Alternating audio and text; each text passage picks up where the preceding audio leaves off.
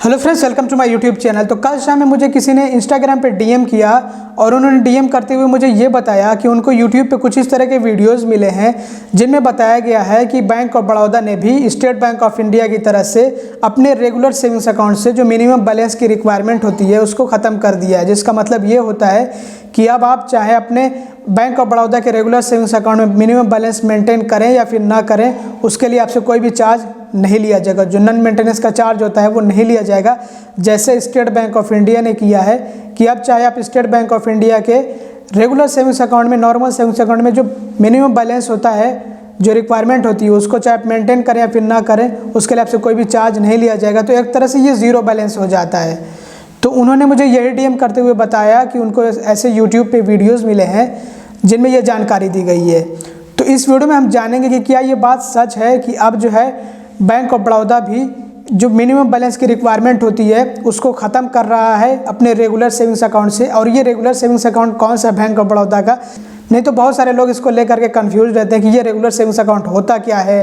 तो मैं आपको बताना चाहूँगा, देखिए रेगुलर सेविंग्स अकाउंट को हम नॉर्मल सेविंग्स अकाउंट भी कहते हैं या फिर जनरल सेविंग्स अकाउंट भी कहते हैं।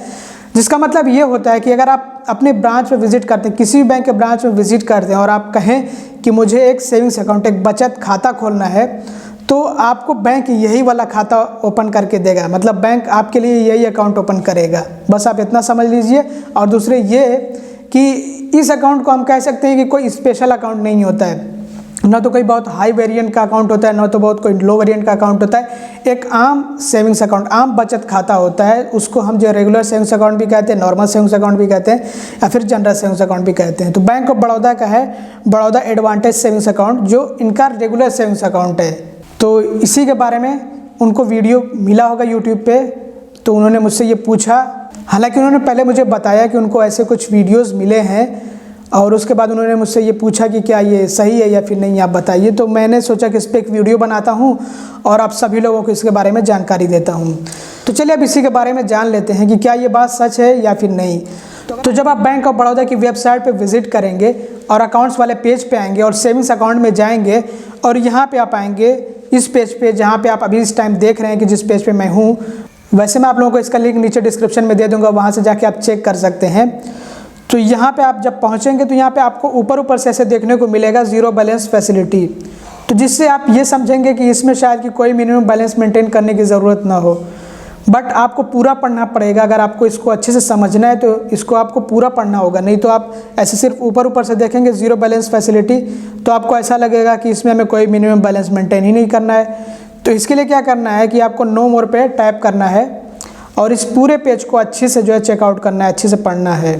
तो आपको फीचर्स वाले सेक्शन में ये पढ़ने को मिलेगा, bank of Baroda offers a zero balance facility for select savings account holders such as salaried employees, insurance agents and students. तो यहाँ पे आके हमें ऐसा पता लगता है कि ये जो ज़ीरो बैलेंस फैसिलिटी है ये सबके लिए नहीं है। तो यहाँ पे बताया गया है कि देखिए, जैसे कि सैलरीड एम्प्लॉयज़ जो हैं उनके लिए, उनको मिल सकता है ज़ीरो बैलेंस, उनको ये फैसिलिटी दी जाएगी ज़ीरो बैलेंस की। इसके अलावा जो इंश्योरेंस एजेंट्स हैं उनको दी जाएगी ये फैसिलिटी, और जो स्टूडेंट्स हैं उनको दी जाएगी ज़ीरो बैलेंस की फैसिलिटी। तो ये सबके लिए नहीं है।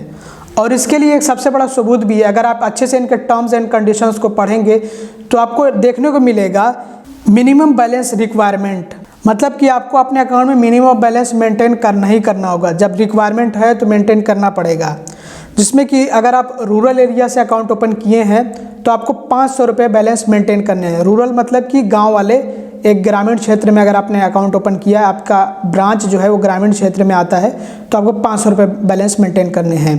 उसके अलावा सेमी अर्बन एरिया में आपको 1000 रुपये बैलेंस मेंटेन करने हैं। सेमी अर्बन एरिया कहते हैं जो आधा गाँव और आधा शहर होता है, मतलब मिक्स होता है। इसके अलावा अर्बन और मेट्रो एरिया में आपको मेंटेन करना होगा।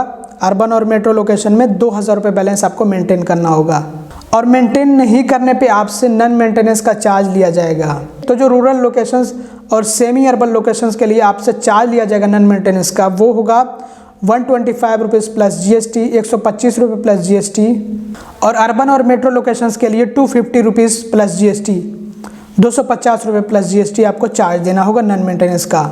और ये जो चार्ज होगा ये पर क्वार्टर होगा, जब तक आप बैलेंस अपने अकाउंट में मेंटेन नहीं कर लेते हैं। और इसमें जो आपको बैलेंस मेंटेन करना होता है ये क्वार्टरली एवरेज बैलेंस होता है। तो इससे हमें ये पता लगता है कि बैंक ऑफ बड़ौदा के रेगुलर सेविंग्स अकाउंट में अभी भी हमें मिनिमम बैलेंस मेंटेन करना होगा, और अगर हम बैलेंस मेंटेन नहीं करते हैं तो उसके लिए हमें नॉन मेंटेनेंस का चार्ज भी देना होगा। और किन लोगों के लिए ज़ीरो बैलेंस की फैसिलिटी मिलती है वो भी मैंने आप लोगों को बता दिया है। उम्मीद करता हूँ कि आपके लिए ये वीडियो हेल्पफुल रही होगी। अगर आपको वीडियो पसंद आ जाए तो लाइक ज़रूर करिएगा और चैनल को सब्सक्राइब कर दीजिएगा, वीडियो को शेयर भी कर दीजिएगा। वीडियो देखने के लिए बहुत बहुत शुक्रिया, थैंक यू, धन्यवाद।